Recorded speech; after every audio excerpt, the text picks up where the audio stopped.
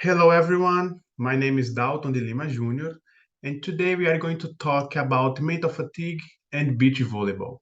But first, I would like to thank you, Professors Gilmario and Mauro, for inviting me and allowing me to have this opportunity so we can talk a bit about this topic that I have been studying for a while. Well, I am a master's in physical education and also I finishing my PhD in physical education as well. So I am part of the program of the graduate program in physical education of the University of Pernambuco and also Federal University of Paraíba with 1 year period in the University of Bologna. So feel welcome and we can talk a little bit about those interesting topics. Well, first, we have to define mental fatigue. And what is mental fatigue? Well, usually we say that mental fatigue is a psychobiological state that's caused by cognitive effort and also have some symptoms that's really close to the physical fatigue, that's tiredness and lack of energy. But why a psychobiological state? Well, because it's explained by psychological and also physiological variables. And which type of cognitive effort might cause mental fatigue? Well, it depends. We have many studies about these topics, and we have seen that low to moderate cognitive effort, but for a prolonged time, might cause mental fatigue, but also some high cognitive effort for lower periods, like 5 minutes. We still have studies that show us that might cause mental fatigue as well. And some characteristics of those cognitive efforts as response inhibition, well, as the name says, is like you have to inhibit some responses. For example, imagine that I am a soccer player and I have to pay attention mainly to my adversaries, to the ball, to the field, but I have many other information that I have to inhibit, as the cheering of the supporters, the rain, for example, and other things that might distract my athlete. Well, also cognitive effort more related to attention when I have to focus in some objective that might cause mental fatigue as well, or even a cognitive effort that might cause boredom or monotony. So, of those, we have seen in the literature that might cause mental fatigue.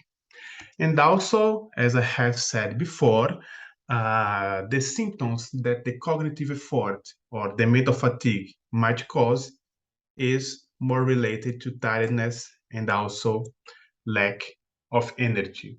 So it's basically the same of the physical fatigue. Well, we have in the literature some examples in many sports. So I'm going to show some of them to you. The first one is more related to swimming.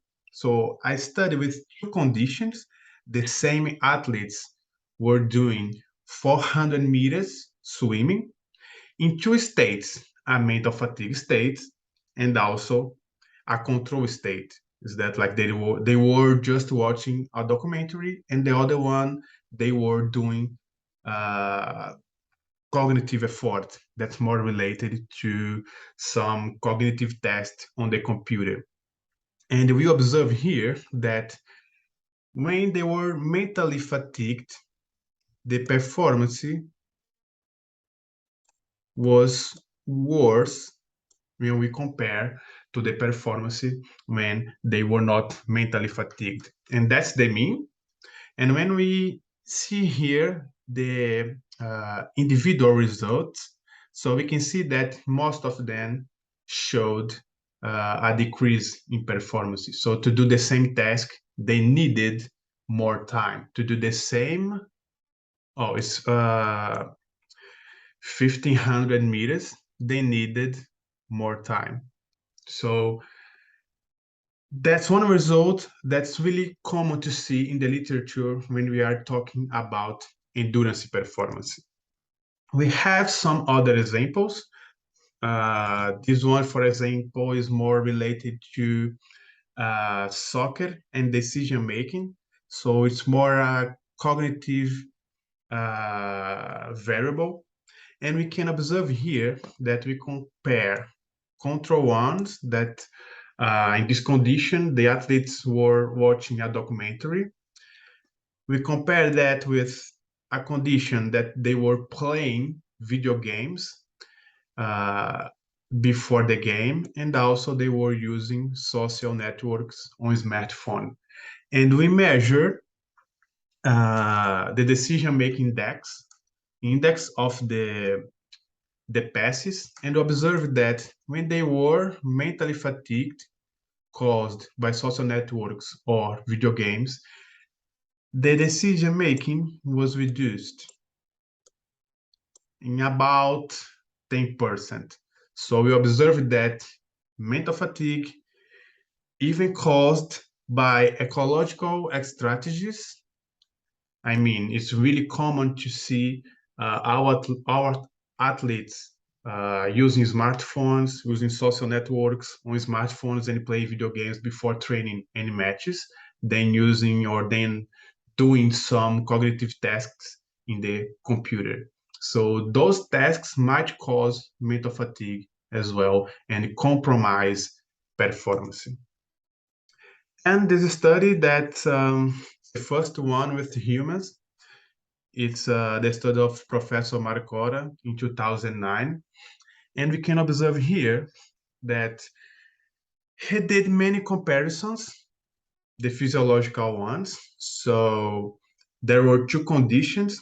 One of them, the athletes were mentally fatigued, and the other one, they were watching a documentary. So they had to do a time to exhaustion test, cycling, and they measured many, many physiological variables. So what we observe here, physiologically, heart rate, cardiac output, arterial pressure, stroke volume, oxygen consumption, ventilation, and lactate.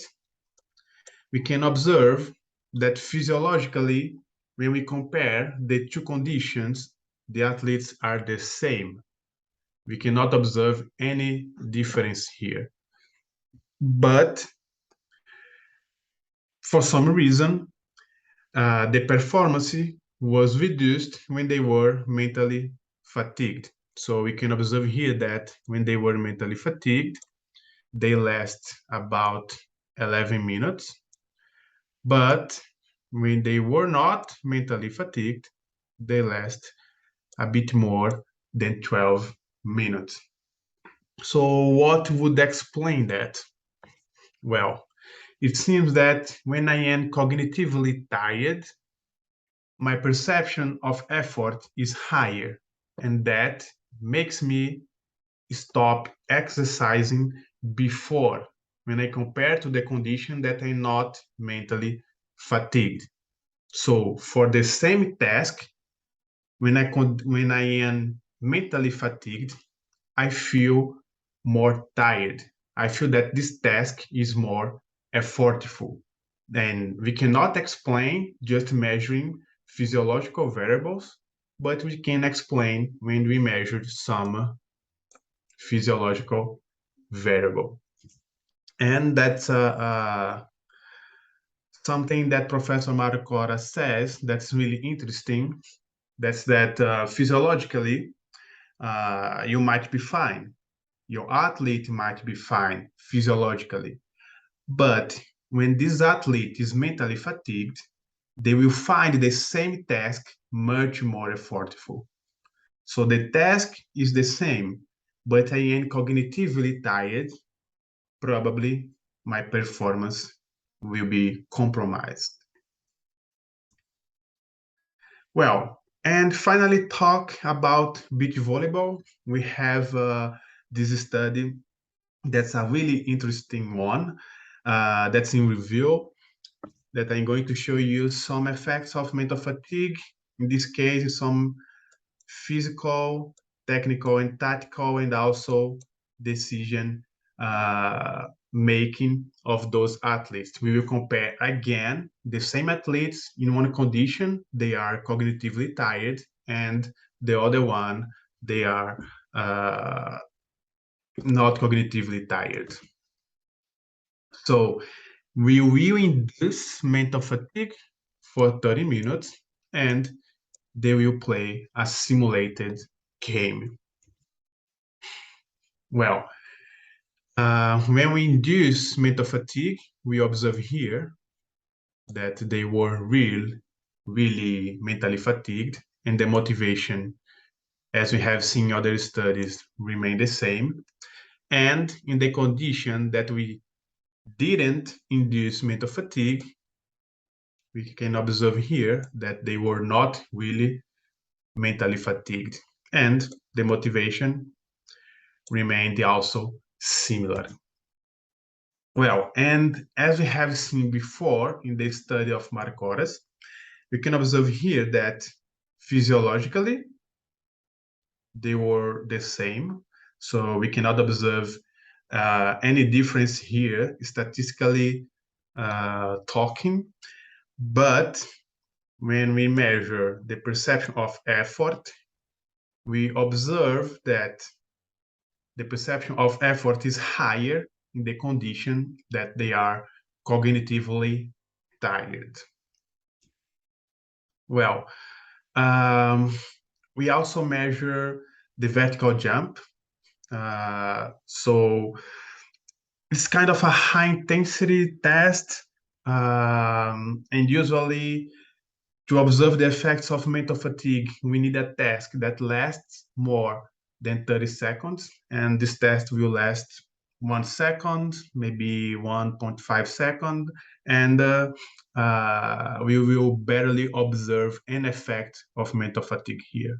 So it seems to be clear in the literature that the task must be over 30 seconds. Also, we measure the number of jumps and also displacements to observe if the effort that they did between the condition were similar, and we didn't observe any difference between the condition. So it seems that's okay. And when we measure decision making, we can see here that for the attack, the performance was reduced when we compare to the mental fatigue condition with the control one. So for the attack, the performance was reduced.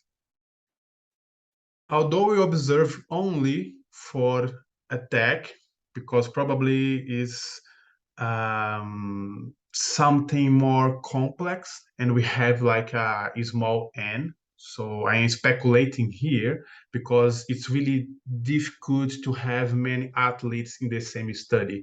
But maybe if we have a higher number of participants, we could also observe in the setting, in the reception, and other ones. But in this case, we just observe the attack. So when I am cognitively tired, my attack will be reduced. The decision making and the efficacy of my attack will be reduced. We have here the sum of the decision making, and we can observe here that my decision making was reduced. My decision making index was reduced when I was cognitively tired. And again, we can observe each of the subjects, and all of them showed a reduction in performance when they were cognitively tired. So this is the type of graph that's really important because, of course, we have all sorts of athletes, and usually we have one or two in our studies that they don't have an effect of mental fatigue. But in this case, all of them seemed to suffer any kind of impairment when they were mentally fatigued. Well, we are still doing some studies regarding beach volleyball and mental fatigue, and probably in the still this year or next year, we are publishing at least 2 papers about this topic.